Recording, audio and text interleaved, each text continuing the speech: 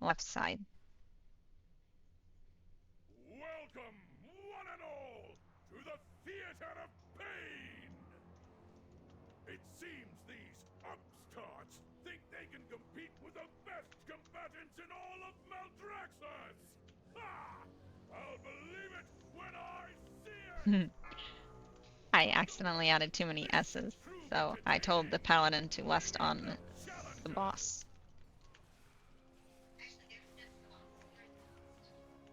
Hello, CanaryBoo, and welcome to the stream.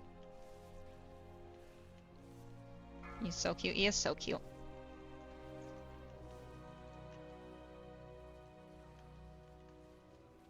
Careful with the poison. You want to make sure you're baiting this poison off to the side.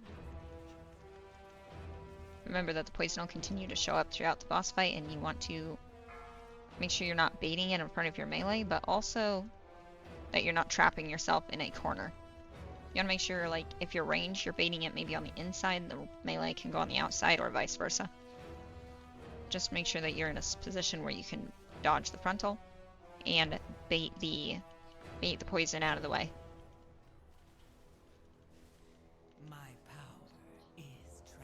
Also remember, for every boss that dies, the other bosses gain 5% more damage. So you want to make sure that these bosses die relatively close together. Hello, CanaryBoo. Run out. Watch the frontal.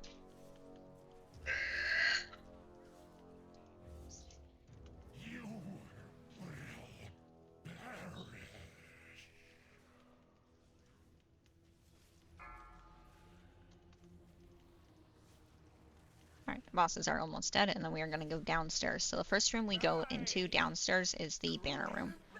The reason I go into the banner room first is because the banner room has no extra percent. So unless you know your percent perfectly, yeah, I would suggest going into the banner room first. It seems our little pups have some bite after all. Now that the preliminaries are over, the real trials can begin!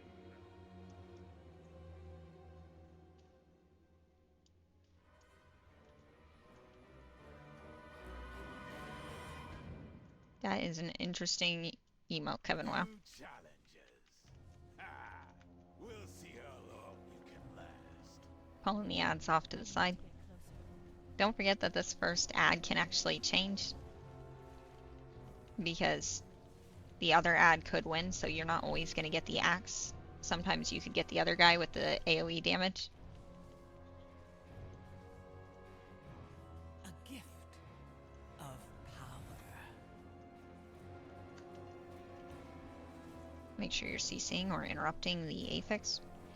Interrupting roar is going to silence your casters. Be careful not to cast during interrupting roar.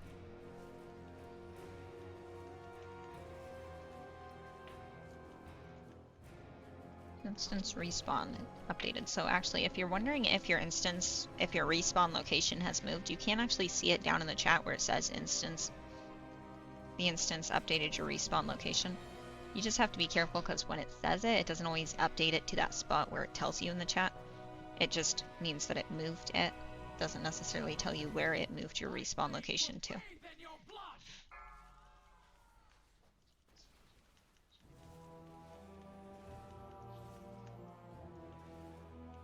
Careful with the bloodthirsty charge. Literally, during the bloodthirsty charge, the ad is going to pick a target and charge at that target.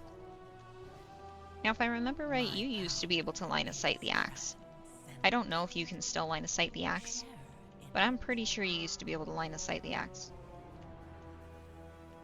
So I would say it's worth testing. But be very careful not to stand in the charge, because the charge is probably going to be a one-shot. Unless you're like a paladin, you have freedom. Or not freedom. What is it that paladins do that reduce? Blessing and protection. Thank you.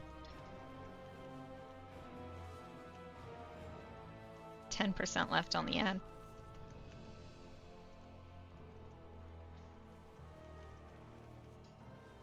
Interrupt. Make sure you're interrupting, demoralizing shout. And we are going to go straight to the end and pull the other ad. So it does actually help if you run forward and you start the roleplay. You just have to be careful running forward because the archers disengage, and if they disengage towards you, it's going to be hard to pull them off of you, unless you're the demon hunter. A gift of power. You can control the captain, I think.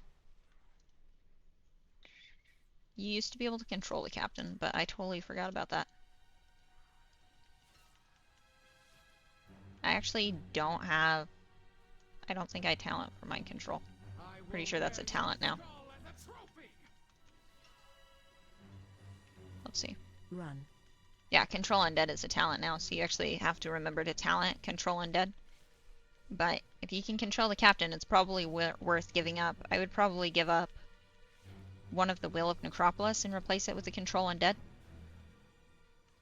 Because the control undead is going to do a lot more damage than the Will of Necropolis. What the Will of Necropolis does is it reduces your damage taken below 30% health by 35%. All this does, all pulling one stack off does, is it's going to reduce it by 15% instead of 30%. So if I switched it for the captain, I would take off Will of Necropolis and put it on control undead. Run. You think I'm still hitting the ad? I think I'm still hitting the ad. Yeah, I am. I need a target.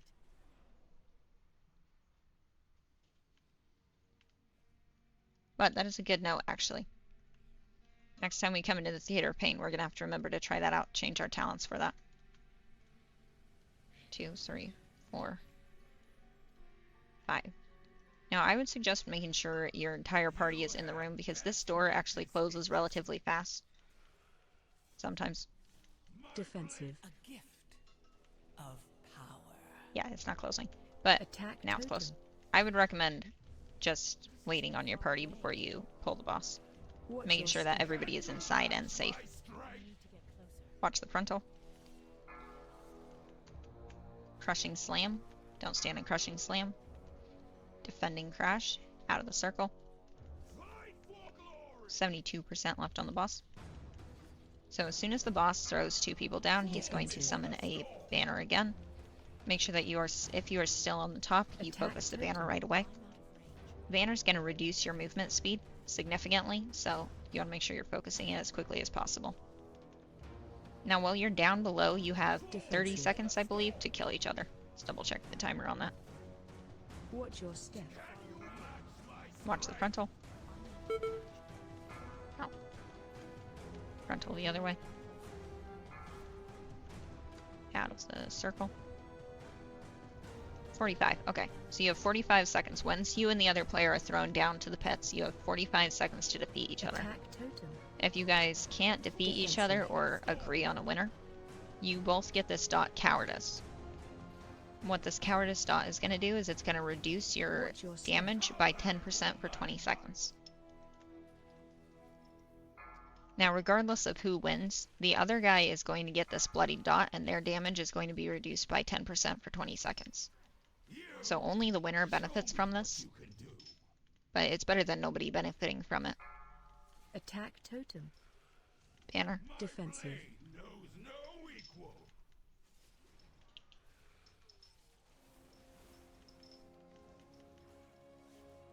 So yeah, I would suggest the guy who can do more burst damage winning, like just letting him win. But at the same time, I wouldn't want to like choose to lose down in the pit.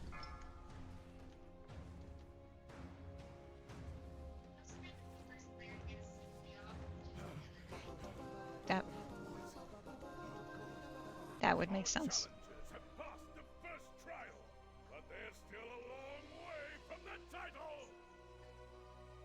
Nice. Alright, so the next room we go into, we are going right into this room. So on the left side here, we have the option of pulling the big guy, and that'll make up our percent. In the right room here, there is a lot of percent we can make up, but ideally we meet our percent coming out of this room, and I believe we need to be, I want to say 52% coming out of here. I'd have to double check that, but I'm pretty sure it's 52%. Run straight down the hall and around the corner. Okay, most of the bindings are on me.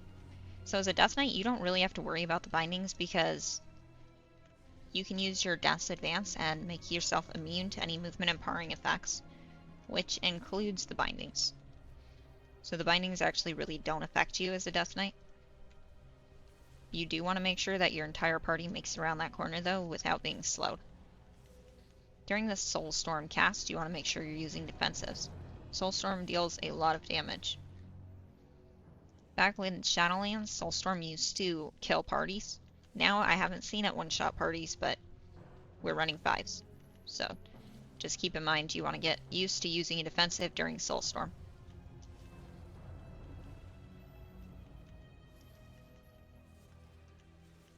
The Soulstorm guy is almost dead. We do have to pull the Portal Guardian because the Portal Guardian actually has our Portal Orb that we need. So once he is dead, pick up the orb, go straight to the portal. Now you have 2 choices, left portal or right portal. So depending on the portal you choose, you actually get different ads. It's like choose your own adventure. So these ads cast Bone Spear. You want to be very careful with the Bone Spear and make sure you're getting the interrupt every time Bone Spear is about to be cast. Because Bone Spear actually deals a lot of damage directly to a player, and if you're hit with both the Bone Spears, you probably will be dead. So you want to use CCs or interrupts on the Bone Spear. Your other option here is going to be the Shackled Souls and the Magician. And the Magician casts constantly. You really want to deal with the Bone Spear guys instead of the Magician. Now here, we get 1 of each. We get 1 Bone Spear guy, and we get 1 of the Magicians. So, you want to make sure the same thing, you're interrupting the Bone Spear guy. But now you also want to interrupt the Magician, the Mage. And you're using defensives during the Soulstorm every time. As soon as this Bone Spear guy, or this Mage dies, we're going to pull in these 2 Bone Spears. Oh, good thing I can't interrupt behind me. I almost wasted my interrupt. Careful not to waste your interrupt because you do need to interrupt the Bone Spears. And you cannot interrupt the big guys, so... Did I get? Yeah, I got it. Again, your options are left or right. You want to pick the option that is easier for you. The left portal is going to bring you over to Tornado guys. The right portal is going to bring you over to the Bone Reaver. So... I think that the Tornado guys are easier than the Bone Reaver because the visuals are easier to see. But depending on your party and your interrupts, you may want to go to the Bone Spear guy. The Bone Spear guy has less interrupts, so you don't have to worry about so many Spirit Frosts. Watch your step. Watch your step. Hold on. We added a bunch to our poll. Watch your step. So, my bad. His Chain Lightning must have grabbed him. Watch your step. So, depending on your party's interrupts, I would recommend going the other way. The other guy, this guy, the Soulforge Bone Reaver, he's not going to have as many interrupts. The Bone Spear guys are the only interrupts you have to worry about. You just have to make sure you keep moving, keep dodging all of the bones. In that last room, the only thing you have to you have to worry about both the guys' interrupts and the tornado. That's what I was forgetting. So this Death Winds. Death Winds is going to pick a random target and shoot a tornado in that direction. If you're stuck in the tornado, you're going to be thrown off the cliff. So you want to make sure not to stand in the tornado. Now, if you have any party members coming back towards you, be careful not to face the Death Winds at the portal. Because right before they come in the portal, they can be caught by the wind and thrown out. And then they'll die and they'll have to run back again. Watch your step. So make sure you're baiting the Death Wind. I don't have a target. I need a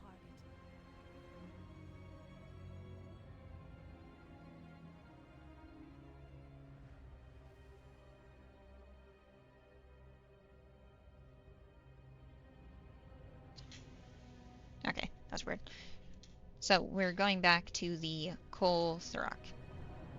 I have no idea how he says his name. Be nice if he said, I am so-and-so. Make sure you're interrupting Necrotic Bolt. Necrotic Bolt needs to be interrupted every time.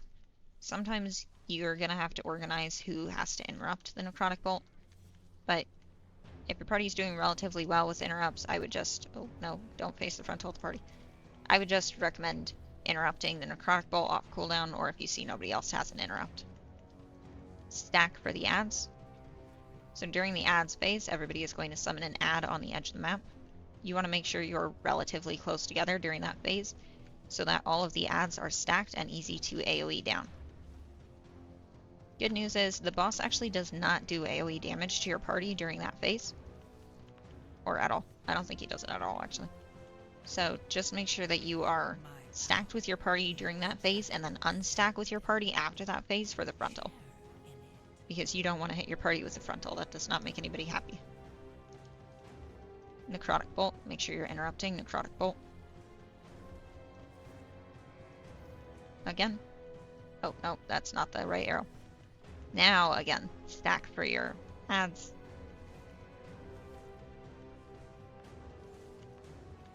Again, you want to be careful with that frontal. Don't accidentally hit your party with the frontal.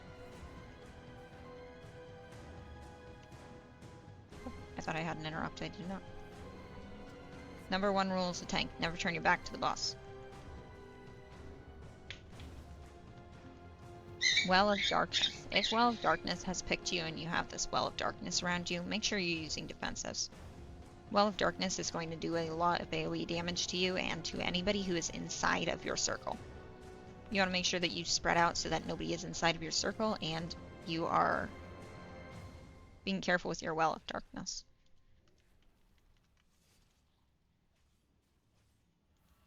A gift of power. 1% left on the boss. This does not end Another trial down! Looks like we might have some real contenders here! Remember, you can't take the portal until after you're out of combat. Some classes can jump without taking the portal. Death Knights are not one of those classes. If you do want to jump, you actually have to be very careful and make sure that you are... Make sure that you're using, like, a Potions of Gust or something. Look what we have here! Fresh meat! Hello, Kevin.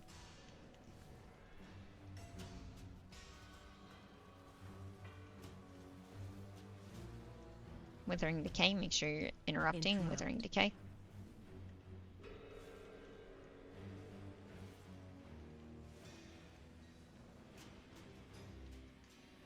Pulling to the next area. too far away.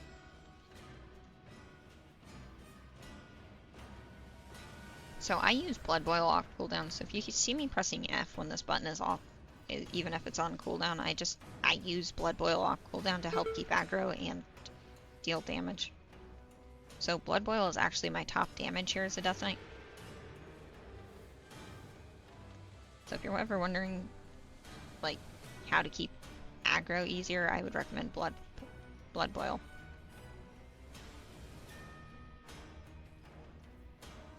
I forgot to check our percent. Let's see, we're 83%. My Going power to the Theater of Pain. is transcendent. Oh, it deleted our route. In it.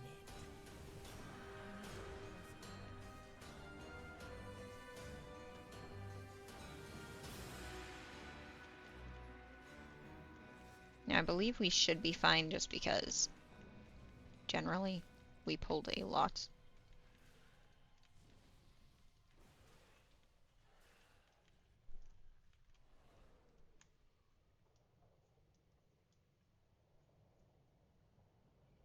So currently we can't skip the gas bag on either side. The gas bag is actually in the way on both sides. But this side... Okay. But this side, the gas bag was farther away, so we would have been fine to skip, Watch but I your stepped too step. close to it. I Careful with know that it, frontal. sir. That's okay. That'll give me a second to fix this map. It's too far away. Okay, we got this portal guy. We accidentally pulled these guys off to the side. Watch your step. We did not pull these, we pulled the bones.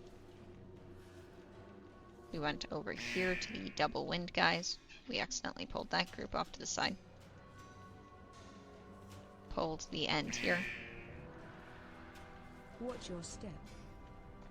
My power. What else did we pull? We pulled this guy here. We pulled the first boss. And in this area now we have pulled this, this, and this. So we should be at 88%. 90%. Or 90% because we just killed this. Okay, and then we are going to pull this, this, this. So we will be at 103%. That's okay. That's not, we're not that far over. But we still would have been okay to skip the ad.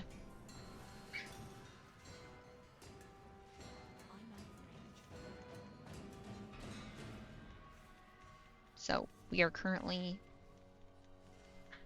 on our way to the third boss, to the fourth boss. We are currently running a 5 Theater of Pain.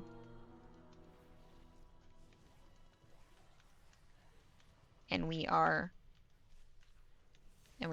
12 minutes, 41 seconds left. Be careful on this bridge with the rancid gas bag. There was, oh, my bad. There was a way you could aim the rancid gas bag, but I don't remember how to aim the rancid gas bag. I believe he turns left to your left, so I believe he turns left every time. So wherever the tank's facing, I believe he goes to the left of the tank. A gift. Watch your step. But we're gonna have to, yeah, because see that goes left of the tank. Dang, nabbit. But we're gonna have to test that out a couple more times just to be sure.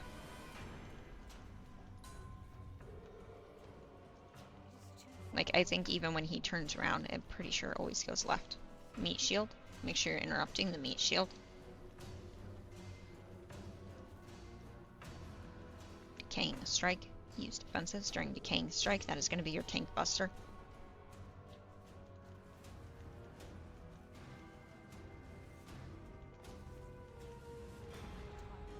Go into the next room.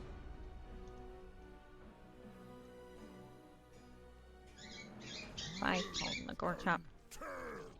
So be careful with the gore chop. Remember that the chains come down on the left and right side of the room. They'll never come down on the front, which is the doorway, and the back of the room. So you generally, you want to make sure that you are in the safety of the chains. Ouch. You're in safety. You're in the safety away from the chains every time. Defensive. I'll catch something good. Run. Watch your feet. Careful with the tenderizing smash. Don't step in tenderizing smash. Defensive. Watch the oozing leftovers. So these oozing leftovers are going to jump on random people and deal damage to that target. Ideally, you keep these oozing leftovers from jumping by using CCs or roots, some way to keep them down on the ground. Careful with Tenderize. Tenderize does deal a lot of damage to you and your party. And he casts Tenderize every time before the hooks, so you can't pre-put the boss where the hooks are, because Tenderize will just smash your party. I'll catch something good. Make sure that you're leaving an open side for your party to run on, so that during the hook phase, your party has somewhere to run. Run. Again, Tenderize, you want to make sure that your party is not being blocked from the safe zone because of Tenderize. Defensive.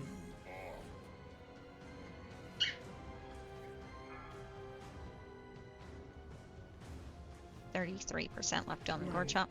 A gift. Careful with the circle. Defensive. Those orbs need to be dealt with.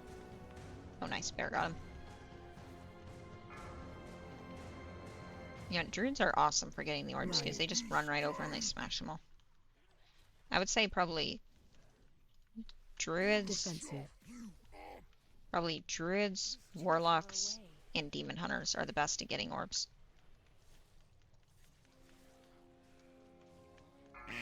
Rogues are so-so because rogues use their Defensive.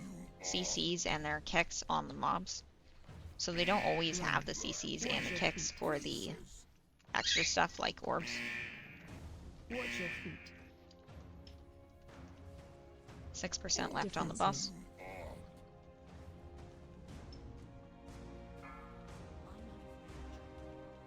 1% left. Just gonna leave those. After the boss dies, run through the door and you can get on the hooks to go back upstairs. And advance to the final round! Return to the central chamber. It's time Going to left. begin the main event! Going right. And now we are going upstairs to the final challenge.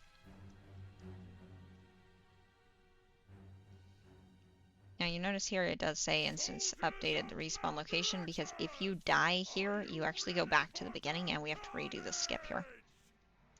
The reason we leave these ads is to pull during this downtime, because you actually have 20 seconds of roleplay before the boss appears, which is actually a long time for roleplay in a dungeon. But you normally would pull these trash, we just pulled enough downstairs that we did not have to worry about the trash upstairs. 96% left on the boss. Defensive. We have really good burst damage. Stay away from lines. Careful the frontal. We broke him. Boss is supposed to turn with that. Run. Run out. Grasping Rift. Defensive. Don't stand on the Grasping Rift. The Grasping Rift is a one-shot. So it's not super easy to get away from the Grasping Rift after it's spawned. You want to make sure that you pre-run away before it spawns in Stay completely. away from lines. Frontal.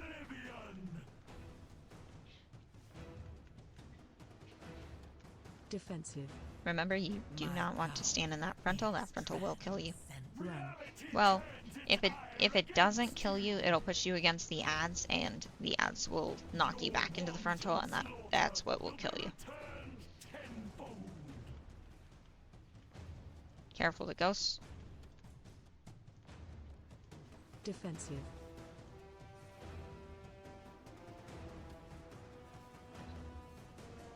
Stay away from lines. Dark Devastation. Be careful with Dark Devastation. I don't know. He just flipped. Run out. Defensive. Ow. Yeah, I saw it. I would have died too to that. Interrupt. I literally was clicking a defensive right as he hit me, or else I would have been dead. Stay away from lines. Yeah, boss has 20%, and this is it. Defensive. And we have 2 battle rifles. One more now. Rift. Run away from the rift. Just keep running and using defensives. Watch the charging guys. Remember there are 4 charging guys. Stay away from lines. Lock beam again. How did that even hit me? Well done. Nice. Yes! Moldretha has been Alright, so we timed 5 Theater of Pain with 5 minutes and 8 seconds left.